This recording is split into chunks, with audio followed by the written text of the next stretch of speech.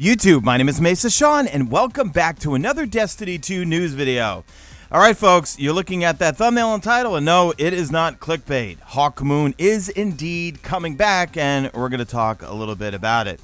Bungie is doing their GCX stream today, and they did unveil some secrets, and also the This Week at Bungie did hit a little bit early today. So we're going to go over some of the stuff and secrets they revealed today about the future of Destiny 2 as well as the This Week at Bungie. So if you enjoyed this video, a like rating is very much appreciated, but subscribe if you're not a subscriber, and definitely check out my huge news video from this morning. I get to show you a new gameplay trailer of the new exotic trace rifle. You definitely want to check that video out. And also, if you're looking to save some money on some games, head on over to g2a.com. I have an affiliate link, and just look for the game that you're looking for, find the seller, make sure you check their feedback and that they are legit, and you can save some money. Alright, let's get into the video. So I'll be referencing Paul Tassie's article from Forbes magazine. He was recapping some of the things that we learned from the Bungie stream over on GCX. I will link that in the description as well as Paul Tassie. He writes about Destiny 2 like crazy because I was not able to watch it today. I was running around doing errands. But anyway, at $100,000, they will publish the This Week at Bungie early, and we'll go over that in this video. But let's move on to some other things. So at $200,000, they revealed some concept art for Beyond Light, which does include some sort of stasis/ice formations, and you can see that in the image right here. So here's the legendary weapon that they showed off, and we know nothing about it. Neither does Paul. Paul is he's kind of speculating it might be a legendary trace rifle, or at least a few people on Twitter and social media were saying that. And yeah, we do need some legendary trace rifles. We don't have any. It would be pretty cool, but more than likely, this will be some sort of Europa destination type of weapon. I'm trying to think to myself, let me know in the comment section, what kind of rifle or what do you think this is? I'm thinking this might be some sort of like scout rifle, because it looks kind of, I don't know, it looks kind of too long. You know what? I'm brainstorming live on the spot here. I'm thinking scout rifle. Let me know in the comment section what you think it is. Then they brought on the beloved Hawkmoon from Destiny 1, and one of my favorite weapons from Destiny 1 besides Outbreak Perfected or Outbreak Prime in Destiny 1, and I'm happy. Are you happy? I know a lot of people are not so happy. Another exotic hand cannon are coming back, but let me read you what Paul Tassie has to say. At $400,000, Bungie brought on Luke Smith to reveal one exotic weapon that was returning in Beyond Light, and that weapon is the famed hand cannon Hawkmoon from Destiny 1. Luke went on to explain that the famed luck-based bullet perk from the original gun would be getting a change in some way that would retain some level of RNG, but it would not work exactly like the original. Now this is interesting here. Speculate in the comment section. How could they change it? I mean, I always loved Luck in the Chamber and always felt that Luck in the Chamber should be a base perk on legendary weapons in Destiny 2, but we'll see. Paul continues with no idea if that will make it better or worse, but I've even gotten used to Hawkmoon in its glory days because it was a PS exclusive. I was playing on Xbox back then, and by the time it was on both platforms, it was already nerfed, so I'm guessing it will arrive strong.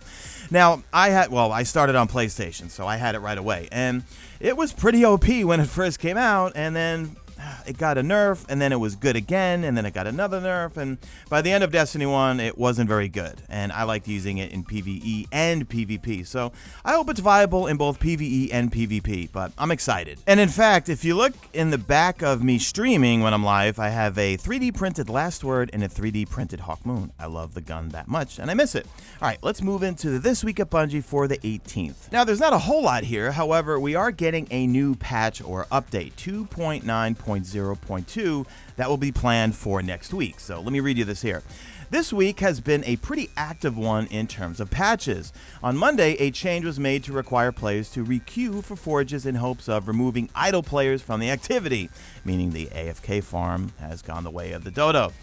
We've had some fixes go live for Energy and Umbral Engrams. Today, hotfix 2.9.0.1 went live with fixes to Sprint canceling, the Lighthouse, and more. But we are not done yet.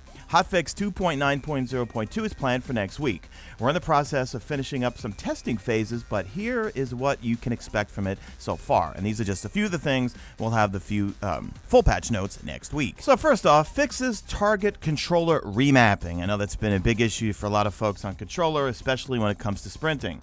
Well, let's read this here. Issue where double tapping buttons sometimes does not trigger dodge or other abilities. Now, I play on PC and I use a SCUF Vantage 2. I know, make fun of me, I don't care. And I do notice that Icarus Dash on Top Tree Warlock, which I am completely addicted to, and it's hard for me to use any other Warlock subclass, it does get a little wonky when I have to double tap to Icarus Dash. Also, they're looking at fixing issues where weapons don't fire when pulling the trigger. I haven't had that issue.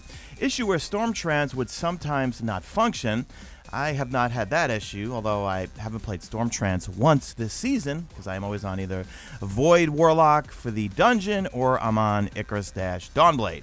They're going to be fixing an issue where Witherhoard deals excessive damage to various bosses, so no longer can you quickly one-phase the raid bosses.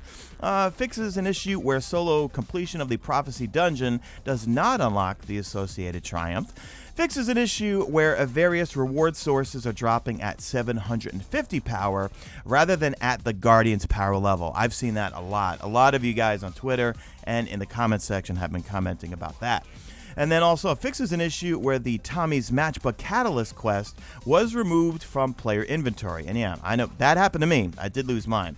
We have a laundry list of other issues that the team is currently investigating. Our next update is planned for early July, so stay tuned for another patch note preview in the coming weeks. They also talk about the Beyond Light pre-order bonuses, and remember, tonight I will be picking the winner from last week's video, so check your DMs on Twitter and also Instagram. Follow me on Instagram, Mesa_Sean, as I will be picking the winner from either of those platforms from the comment section of last Thursday's nightly video. But they talk about the Beyond Light pre-order bonuses, and I picked up mine. I have two codes, one for PC, well, actually both were for PC, and I'll be giving away that one tonight for PC. If I get any more for PS4 or Xbox, I will give them away on the channel. So Bungie says, alongside Season of Arrivals, we announced Destiny 2 Beyond Light. At kickoff, we saw some confusion on pre-order bonuses, so we'd like to take a moment to set the record straight. When pre-ordering Destiny 2 Beyond Light, all players will be granted access to multiple in-game bonuses. All editions, you get the exotic rimmed ghost shell, legendary emblem, deluxe, and collector's edition. You get the exotic freeze tag emote. These items will be available at Master Raoul in the tower after you have placed your pre-order. If you pre-order the collector's edition through the Bungie store, a code for these pre-order incentives will be emailed you within 24 to 48 hours. If you pre-order any edition through Xbox, please be sure to download the Destiny 2 Beyond Light pre-order pack and Destiny 2 Beyond Light exotic emote packages prior to signing in to Destiny 2. Pre-order items will not be available until this is installed. You may need to close the game application and relaunch if these items are not available after installing the above mentioned packages. Destiny 2 Beyond Light should become available on PlayStation later today, June 18th. Stay tuned to @Bungie for updates. And I get that question a zillion times over on Twitter. Yeah, well, it looks like you have your answer. Today, finally, on PlayStation, you'll be able to make your pre-order for Beyond Light. Also, they talk a little bit about updates and upcoming hotfixes. Well, on Tuesday, they issued a server-side fix, and I covered this the other day. Players weren't receiving the appropriate amount of twisted energy after unlocking Umbral Enhancement 2. Focused Umbral engrams could sometimes decrypt at a higher power than intended. And that I'm kind of bummed out about, because that kind of helped out a lot. I need to work on my Hunter and also my Titan to get their power levels up. Earlier today, they issued a hotfix 2.9.0.1 where sprinting on a controller would cancel if clicked again. We are still investigating other controller remapping issues, and we had listed them in this thread, and there will be another thread in the This Week at Bungie. Prime engrams were rewarding warlocks with hunter armor. Okay, I have not had that happen to me. Has it happened to you? Umbral engrams couldn't be removed if a player had a full inventory but had completed the Season of Arrivals introduction quest. Players in the state could now remove these engrams. Next Tuesday, they'll release hotfix 2.9.0.2. More details will be provided soon. Okay, that's going to do it for the video, guys. So if you enjoyed it, leave me a good old hashtag made it to the end if you did make it to the end. If you'd like to further support the channel and become a channel member, click the link in the description or click join on screen. We've got an amazing Destiny 2 Mesa Army community over on Discord, and the channel members themselves set up a clan for PC, Xbox, and also PlayStation 4, and it's a really amazing community if you'd like to join. All right, guys, drop a like in this video only if you see fit. Follow me on Twitter at Mesa Sean. Check out my stream. You usually know it's on YouTube, and that is it. I am out of here like Vladimir.